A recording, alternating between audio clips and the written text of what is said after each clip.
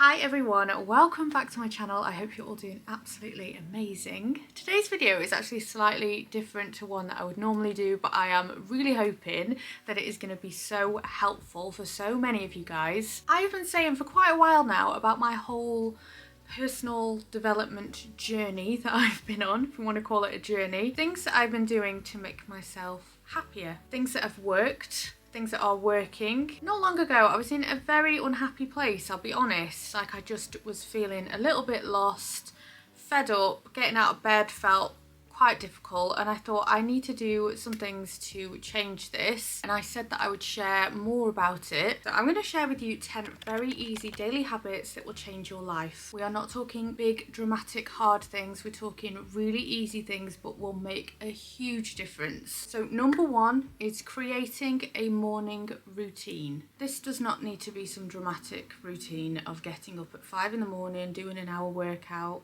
making yourself an organic smoothie from scratch. Nothing like that. It does not have to be anything crazy. It is small, consistent things that you do each morning, because a routine in the morning sets the tone for the day. It allows you to start your day with intention, increases your productivity, so you're just going to have a generally much better day, more positive, more organised, and just feeling a lot more prepared for the day ahead. So really small things that you can do each day to just start your day off on a more positive note is make your bed. I feel like making your bed is so important because it is just that immediate thing you can do. As soon as you get out of your bed, already you've ticked something off your to-do list. You're that bit more organised. Go and drink a glass of water as soon as you wake up. Hydrate yourself, gonna wake you up. Staying off your phone. This is something that I have been doing and it really does make a difference. What you're putting into your mind as soon as you open your eyes should not be social media or Daily Mail headlines, I don't know. Doing a bit of exercise, nothing crazy. Sometimes I just do 10 minutes of exercise. I'll go on YouTube and I'll find like a 10-minute exercise stretching video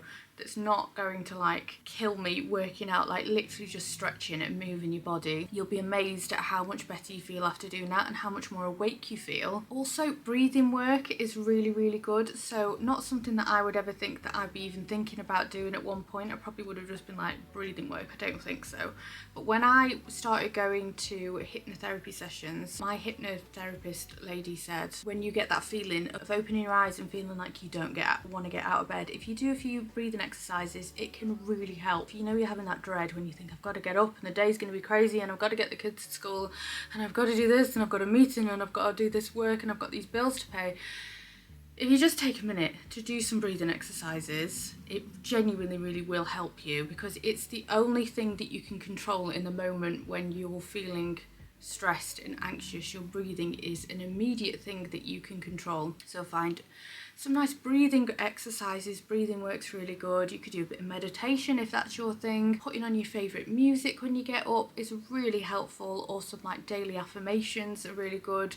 You can find all sorts of different playlists for things like this on YouTube and Spotify and all things like that. But it really is so important to start your day with routine and just keeping it calm, because the difference of, say you set your alarm, you keep pressing snooze, then you pick up your phone and you scroll on social media for 15-20 minutes, then you've not got as long to get ready, you don't make your bed, you rush to get yourself out the door, you've not had breakfast, you barely drank anything, compared to waking up, getting up when your alarm goes off, putting on your favourite music, making your bed, going and having a nice drink of water, doing 10 minutes of stretching, picking your clothes out for the day, leaving the house feeling calm and organised. Automatically your day is going to go so much smoother and so much better. So the importance of having a morning routine is so important to being that step closer to living your best life. Step 2, which is something that I have been working on, and it's so true what they say, staying hydrated is unbelievably good for you in every way possible. I will take my, where is it actually? She says, oh, it's here. I fill this up a couple of times a day, take one of these, not everywhere with me, I don't take it on the school run because it's huge, but I make sure to have this on my bedside table. I will fill it up a lot. It makes such a difference, and I am somebody that hardly ever drank any water before. Honestly, like, we're talking minimal, like I don't even know how I got through the day. I'd have a couple of cups of coffee and a couple of cans of Pepsi Max and sort of think, I've not really drank anything other than that today, but no longer do we do that. Staying hydrated is so important for so many reasons. It improves your energy levels, your cognitive function. If you're dehydrated, you get brain fog, problems focusing, you're going to be more irritable, you can get headaches. I would be finding with dehydration that a lot of the time I would be falling asleep at the laptop. Like, that's how tired I would get. It is incredible, isn't it, really, the effects of just drinking some water has on your everyday life. And it doesn't have to be dramatic amounts. You can make very small steps at first. Try drinking just like 3 glasses of water a day and then keep upping it a little bit until you get used to it. And also, if you're not a big fan of water, I actually have cordial in mine, which isn't ideal, but it's still a lot better than fizzy drinks and coffee.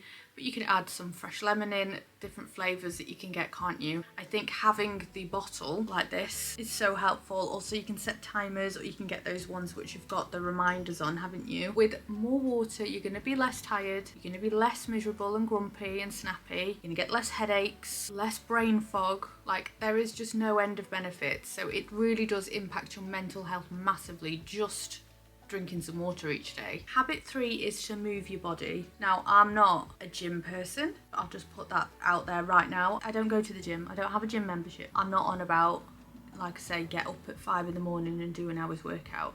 But half an hour of exercise a day is so important for your overall happiness. It can be walking, stretching, bit of yoga. You can break it up into 3 10-minute sessions throughout the day. It's obviously scientifically proven to improve your overall well-being. It also releases endorphins, which are the feel-good hormones. Those chemicals can reduce the feelings of stress and pain. They're going to improve your sleep as well. If you're doing regular exercise, you're going to feel more tired and ready to get a good night's sleep at night. So if you struggle with sleep, then exercise is key to help with that. If you have a few goals, like small fitness goals, and you achieve them, you're going to feel great about yourself. And it can be really good for socialising as well. Do you want to join a running club, maybe start doing some gym classes, yoga class, something like that? It can be really good for building social connections, which are of course essential for our happiness. But like I say, I'm not talking big crazy start going to the gym 6 times a week. I am not that person. I will make sure I get some walking done. Walking is huge for me. Like, I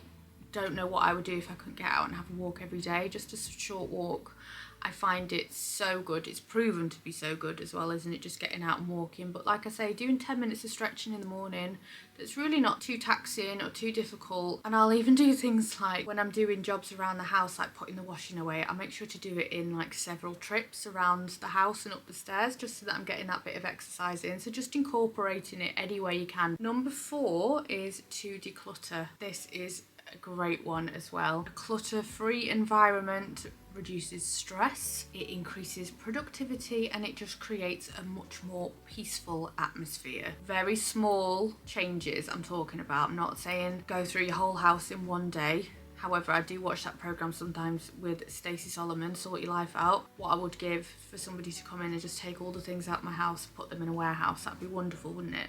But failing that, we're talking like a small thing a day, maybe a drawer a day. The difference it makes to me, I feel so proud of myself when I've just decluttered one area. I did the cupboard in the living room the other day, this cabinet behind me actually, because this was shoved full of all sorts. We're talking like paperwork, bills from like houses that I lived in 7 years ago, just really random things. It didn't take me very long to sort out at all. It took me like 15 minutes maybe to organise it all. And now it's full of my work stuff, my books. It feels lovely to go into. The kids can get their drawing things out of there as well. It just feels so much better, and I know exactly what's in there.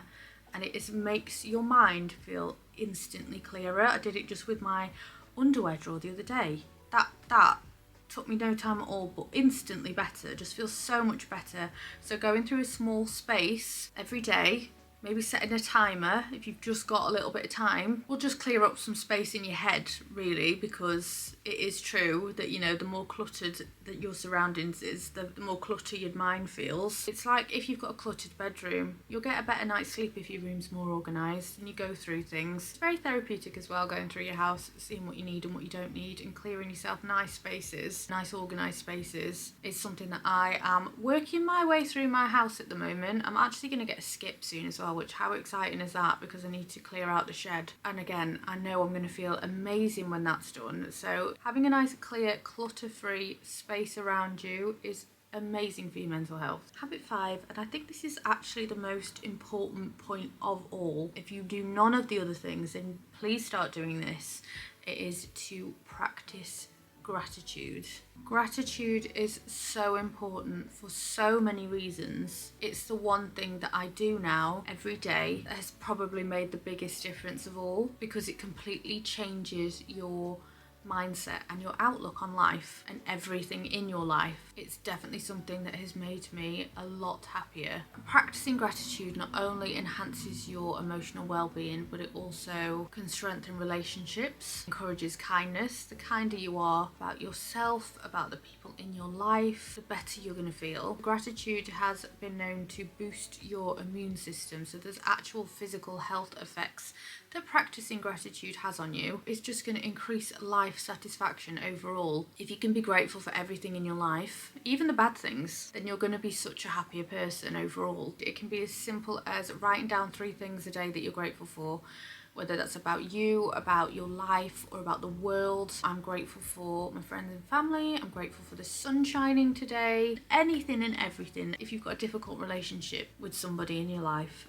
say you co-parent, or there's a family member that, or a friend that you have a difficult relationship with, finding things that you're grateful for in them, and there's always things that you can find, will just change your outlook on it a little bit. It really helps to shift the focus on what you lack or what you wish you had, to be grateful for what you do have in your life already. And it actually just helps you cope so much better with so many different situations as well. If you can find gratitude in every situation, you're going to cope with everything so much easier. And it can have a bit of a ripple effect as well. If you start really being vocal about how grateful you are to the people in your life and to everything around you, then it encourages other people to do the same, which just increases the amount of positivity around you. It's a really nice thing to do, actually, to write things that you're grateful for in people in your life and actually tell them. Send it in a text message or something, and it's going to have nothing but positive effects. It's going to make you feel good, it's going to make them feel good. I genuinely think gratitude is one of the most important things that you could do. Be grateful for everything in your life, all the little things, all the small things. Really tap into things that you can be grateful for, and it will automatically change your mindset. It really will. It makes me feel instantly better if I'm having a moment where I feel really like, oh my god. You switch your mindset to think, no, wait, what am I grateful for right now? And you'll feel instantly happier. That is a huge one to do every day. Honestly, try it. Number 6 is to limit screen time. So studies have shown that many adults have around 11 hours of screen time a day. And obviously a lot of it can't be avoided if you work on a computer at work, but what you can limit and you are in control of how much time you are spending scrolling social media and all of that type of screen time. Obviously screen time has its effects on you, like your physical health. You know, it can cause back problems and can cause headaches, and also sleep problems as well. It can cause, can't it, if you are looking at a screen too close to bedtime. It makes it harder to fall asleep. But also I think with social media in particular, it can be amazing. It can be very inspiring. It can be a great way to connect with people, make you laugh, all of that sort of thing. Like, there is so many positives, but there is also so many negatives, isn't there? I think it can really cause a lot of FOMO. It is very easy to look at people's lives on social media and think that they are living the dream, and you can get quite envious, and that's very dangerous. It can affect your real life relationships if you end up neglecting friends and family, you know, if you're too busy on a game or something. So I think it's really important to put some boundaries in place for yourself when it comes to screen time. You can put your Wi-Fi and things on timer, can't you? So that it's only on to a certain time. I do things, especially with the children actually, like Toby, who's 13, loves his phone, loves it. So I make him in the evening, put it in my room. It charges in my room now. It's out the way. It's not going to distract him. Because I was finding with him, like, even when he was putting it away, like, the notifications and things are still going off. It's so distracting. So you've got to set some boundaries. You can do that for yourself as well. Maybe leaving your mobile phone downstairs at night time when you're going up to bed. You can obviously monitor how many hours and how many minutes you've been on your phone. So maybe setting some limits for yourself, whatever you feel would work for you, to make sure that you're not on it past that amount of time. So distracting, isn't it? Social media, I feel like it really affects with my productivity levels. When I sit down for a minute, and we all do it, you sit down for a minute and you start doom scrolling on Instagram or TikTok, and before you know it, like 45 minutes has gone by, and I think I could have used that time so much better. And like I say, the amount of FOMO that social media can cause, because it is designed to be that way, it causes this envious feeling a lot of the time when people are sharing their lives and it looks like everybody's living this amazing life. If you're not feeling in a very positive, happy place, then I think social media is a very dangerous one unless you go through it, have a bit of a purge and keep it, if things are making you feel a certain way, if certain posts and things, make sure you hide them. Try and keep anything that you see on your screen, if you are on your phone, as positive. Like it's the same with watching the news and things. If you get up in the morning and put the news on and that just makes you feel really miserable, don't be watching the news when you wake up in the morning. So it's a real big one, screen time, because it really does have that adverse effect on your mood. So limiting that, putting timers on your phone, putting timers on your Wi-Fi. Set yourself a limit of how much you actually want to spend on your phone or watching TV, and just try to be a little bit more present in the real world, which is what I'm trying to do. A lot more reading and things like that, and things that are away from social media. So number 7, and this is something that I am hugely passionate about at the moment, it is to continuously learn and work on your personal development. Now, what I mean by that is dedicating some time each day to learning something new, whether that's reading a book, listening to a podcast, watching something that's educational, doing some journaling, meditation, working on your gratitude lists. All of these things, 15 to 30 minutes a day, it will change your life, I swear to God. Expanding your knowledge keeps your mind sharp and engaged. I am quite obsessed, I mean literally obsessed, with self-development books at the moment. I am soaking everything up like an absolute sponge. It is having such a positive effect. I will leave some links to some books down below that I've found really helpful, but also podcasts are amazing, and journaling is actually a really nice one to at night time. Like if you have put your phone away, and obviously all this stuff does take discipline, but it will really be beneficial if you stick to these things.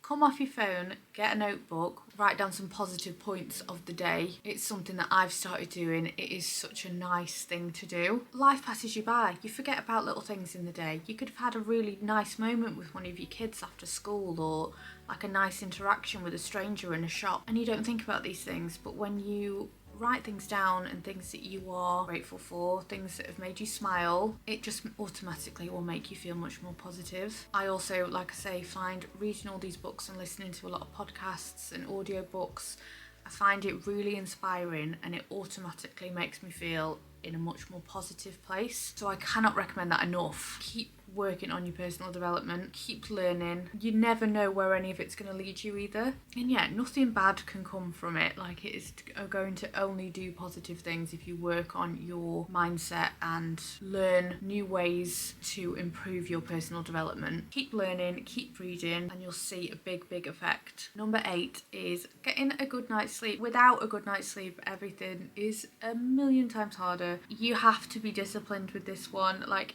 you need to really prioritize it, but I do think with some of the steps above, then you are gonna get a better sleep anyway. If you are doing a bit of exercise each day, if you're limiting your screen time, if you're drinking plenty of water, and you're practicing gratitude, all of these things, you are going to 100% get a good night's sleep. I actually was always really known by everyone, it was like a joke, that I was never a good sleeper for years. Never a good sleeper. It was a joke that I'd be up at like 3 a.m, like rearranging the house. I'm the one that you could text at that time and I'd probably be awake because I genuinely would sleep terrible. I sleep like an absolute baby now. I cannot tell you, like, I get such a good night's sleep every night. Genuinely hardly ever wake up. Doesn't take me that long to fall asleep. It used to take me hours to fall asleep. I used to be so anxious as well that it would just take me forever to fall asleep. I think about everything. I actually put things on now to help me sleep. Like, I'll do sleep hypnosis things that you can get on YouTube, or subliminals. I've been trying those out, so just like listening to things like that. My kids will listen to things like rain sounds at night time. White noise and things like that can be so helpful. I love things like that. But obviously a good night's sleep is vital for having a good day the next day and then continuing that, because without sleep everything just feels 10 times harder, doesn't it? It really does. So putting things in place to make sure you have a good sleep, getting in bed at the same sort of time every night, or if you go to bed really late, if you've got a bad routine, just trying to reduce it by like very slightly at first for a little bit. Say you don't go to bed till 1 in the morning, change it to like 12 o'clock, and then just gradually try and get it a little bit less. Then you're going to get up early every morning. If you're getting up at the same time every morning, you're going to be tired at the same time every night. It is really all about that routine. There is no joy in the next day if you are not getting to sleep until the early hours and then you're exhausted in the morning. You don't want to do that morning routine that I was talking about. You're not going to have time to be thinking about gratitude and all that stuff. You're going to be running out the door without doing any sort of exercise or drinking any water. Like, your body needs it. Your body needs that time, 7 to 9 hours or whatever it is each night. Your body needs that to recover. I'm so much more positive personally when I've had a good night's sleep. I could cry over little things when I'm really, really tired. It's like I think back when the kids were little and you're so sleep deprived, everything just feels so much harder. So sleep is so important. Make sure you are sticking to a routine. Get yourself a nice bubble bath, calming atmosphere. If you've decluttered your room, you're going to feel a lot more able to relax in your bedroom. Make it a really nice inviting space as well. Get yourself some new bedding, make it cozy. Like, prioritise that time for yourself to just rest your body overnight so that you can have the best day possible the next day. Number 9 is so important if you're not feeling very happy in yourself or you're just feeling down in the dumps. It is to connect with loved ones. Spending quality time with people that you love and care about and love and care about you has a profound effect on your emotional well-being. And it's not always that easy. It's sometimes that you really need to push yourself to do. I'm quite an introvert. I like my own company. I can have many mornings where I think I've arranged to see a friend or something, and then you think, oh no, I can't be bothered. I don't really feel like it actually. There is never a time that I've gone and seen a friend or had a catch up with somebody or had a chat with somebody that I've then regretted it. I notice a massive dip in my mood if I've not spent time with people that I love and care about, just to have a little laugh about something. It just is so necessary to a happy life, and you don't have to have a million people around you. I have the smallest little circle of people in my life. That social interaction, just a little bit each day, especially if you like work from home. It's something that I do struggle with. And the majority of the time I'm on my own with work and everything like that. So when it comes to like the school holidays and things, when it's just me and the kids, I definitely need to make more of an effort to get out the house, because I do notice that my mood drops massively when I've not really done anything or seen anybody. So it is something that you do need to push yourself to do sometimes, but you'd just be so glad that you did. Or if you feel like you don't really have many connections and you'd love to make new ones, then you can look at like local groups. So I think that is something that social media is really good for. A lot of places will put together like local groups. There's one near me that's like a women's one where you can get together and they do like at Christmas, do wreath making together, and it's a real like welcome group for all women, and I'm pretty sure that they'll have a lot of that in different areas. Or you could even download apps like Bumble, the dating app, or they also have the where you can make new friends section on it. So you can just go on there and you can find people that are in your local area. It's literally swiping. It's the same, but obviously it's just looking for friends. And that is so good, because that will just be a great way to connect with new people, because there's a lot of people out there that are wanting to make new friends as well and to do stuff with people. So if you are wanting to make some new connections, that is worth bearing in mind. Dating apps, even though you're not using them for dating, I think that it's really good that Bumble has that setting actually, and you can meet people in your area, or if you can find somebody that's into similar interests to you. But yeah, it is important. Even if you don't feel like it, push yourself to go and have a cup of tea with a family member or a friend, or to go and have that chat with a person that's, you know, that maybe you wouldn't normally do on the school run. And like I say, there's so many times when I haven't wanted to go and see somebody because I've got like stressful things going on, and then you've arranged to go for a coffee or something and you think, oh, I could do without it at the minute, I've got all this stress going on. And then you end up going and you end up chatting, and you can chat through these issues sometimes, or problems that you've got in your life, and it is just so much like problem shared is a problem halved, isn't it? We need that social interaction, we need that connection, and you shouldn't ever have to go through anything on your own if you are going through something difficult. So definitely make sure you are connected with loved ones, or if you feel like you want some more connections and more friendships, then look into some different ways of finding connections, whether it's going to the gym, getting a new hobby, or like I say, going on these apps and things like that where people are also looking for the same thing. But yeah, happiness grows massively when you spend time with other people. It just does. And the last one, which I don't think any of us do enough, is to practice self-compassion. I think we can be our own worst critic. We're not very good at speaking to ourselves with kindness, and we can be very, very hard on ourselves, which will of course impact our mental health and our happiness. I think it's good to remember, if a friend is going through something similar that you're being particularly harsh and critical about yourself over, how would you speak to them? Because you should be speaking to yourself in exactly the same way. Be patient with yourself. Forgive yourself if you feel like you've made a mistake or you're feeling guilty. You've really got to be telling yourself it's fine, it's okay. What can we learn from this, instead of just going into complete self-sabotage mode? Setting healthy boundaries is a form of self-compassion. Learning to say no, making sure that you're not overdoing yourself in any way. We can all be quite people-pleasing. I definitely can. And if you've had a bad day where you haven't done any of the things that you know might make you feel better, and you've spent a day in bed and you've not been productive and you've not done any of those things, like, do not be hard on yourself. This is so important as well. It's okay to have days like that, and not every day is going to be perfect, and that's fine. It isn't for anybody. I can say all these things and say that I'm in a much happier place, which I am, and then still have a day tomorrow where I feel like I can't be bothered, and that's okay. That's absolutely fine. You've got to have some compassion for yourself and be kind to yourself and treat yourself like you would a friend, honestly, because you deserve that. So that is my 10 habits. Just remember that it is the small, consistent changes that you make every day that really will make the difference. Even if you just start with one small habit a day and then just gradually add to it, you will notice a huge shift in your mindset. It would be great if you've got anything as well that you do that you find really helpful that you want to share in the comments below. We're all in this together. We're all trying to be that little bit better. We're all trying to make these little changes. I do hope that you found these tips a little bit helpful, maybe a little bit motivational. Give it a thumbs up if you did. I hope you have the most wonderful day, whatever you're doing, or evening, and I would absolutely love it if you subscribed as well and come back again for my next video. Yeah, I'm gonna go now. It's nearly going to be time for me to go and do the school run and get the children, and it's a beautiful sunny day, which I'm very grateful for, the sun being out. And yeah, I thank you so much for watching today's video. Take care, everyone.